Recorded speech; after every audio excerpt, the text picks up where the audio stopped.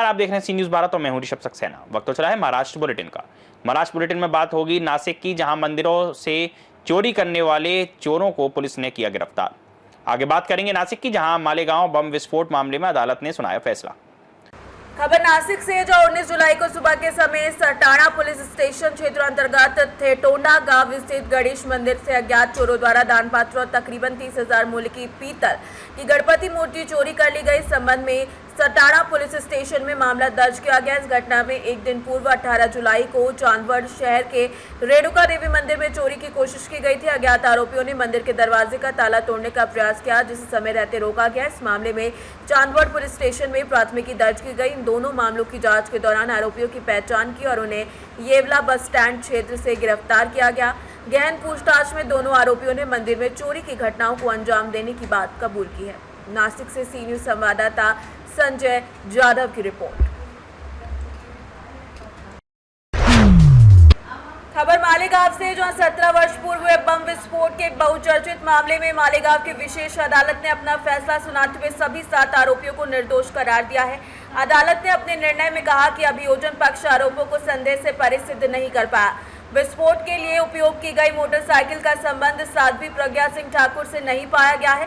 Colonel Prasad Purohit द्वारा RDX लाने का कोई सबूत नहीं मिला।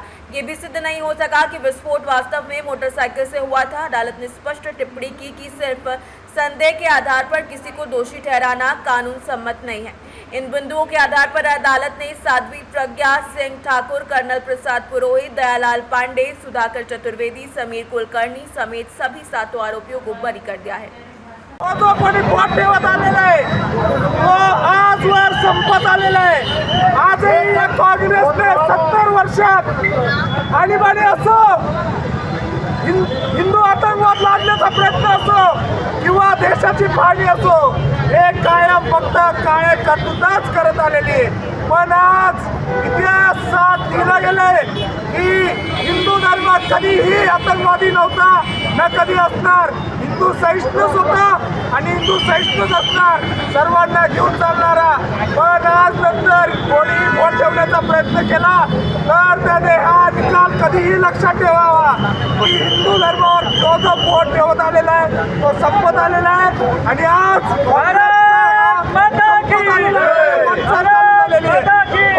हिंदू धर्म की जय श्री राम, जय श्री राम।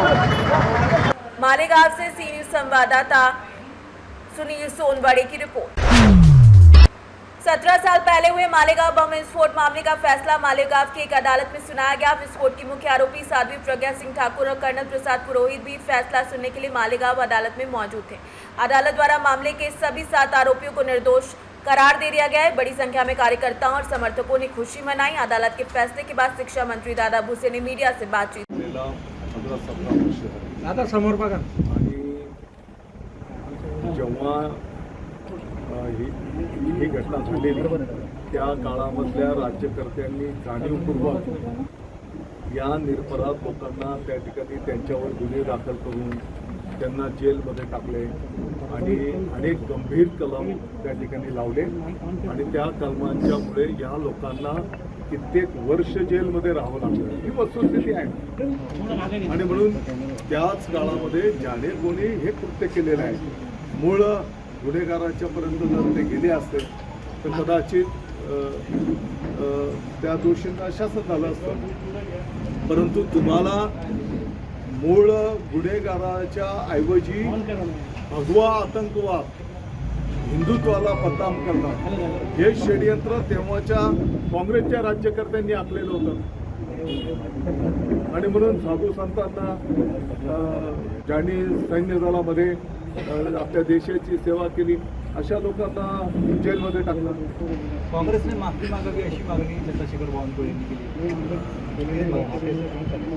बघा, त्याने माफी तर हिंदुत्वाची देशाची मागितली पाहिजे काँग्रेसवाल्यांनी आणि ती माफी मागून पण ते काही स्वच्छ होऊ शकणार नाही। कारण या साधू संतांना, देशाची सेवा करणाऱ्यांना तुम्ही जेलमध्ये टाकले, काही वर्ष त्यांना जेलमध्ये तुम्ही यातना दिल्या, ते पाप कसं धुवून निघेल? या प्रकरणात तपास चुकीच्या पद्धतीने झाला असं म्हणतात। सरळ गोष्ट आहे आणि माननीय न्यायालयाने त्याच्यावर शिक्कामोर्तब केलं आहे की तुम्ही निरपराध लोकांना त्या ठिकाणी अडकवलं. मालेगांव से सी न्यूज संवाददाता सुनील सोनवाड़ी की रिपोर्ट।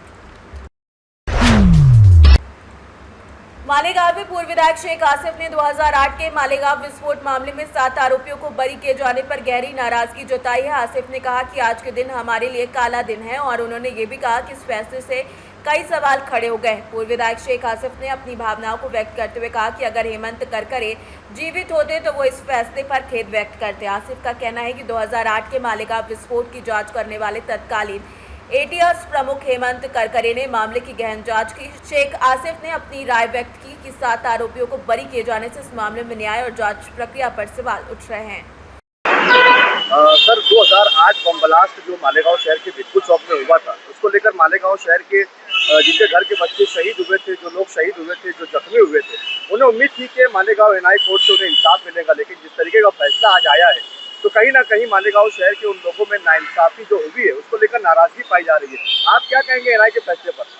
आज जो मालेगांव बम ब्लास्ट का फैसला आया है और साध्वी प्रज्ञा सिंह ठाकुर, कर्नल पुरोहित, ऐसे 7 आरोपियों को आज बाइज्जत बरी कर दिया गया है, निर्दोष मुक्त कर दिया गया है।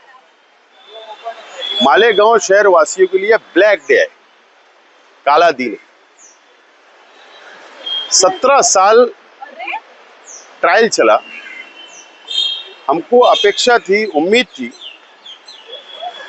कि हमको इंसाफ मिलेगा मालेगांव की आवाम को, लेकिन बोले सबूत नहीं होने की बिना पर इनको निर्दोष करार दिया गया।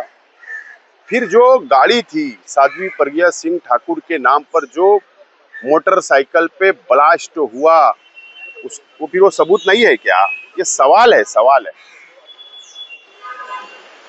साध्वी प्रज्ञा सिंह ठाकुर और कर्नल पुरोहित की जो कॉल रिकॉर्डिंग है वो सबूत नहीं। मालेगांव से सीनियर संवाददाता सुनील सोनवाड़ी की रिपोर्ट।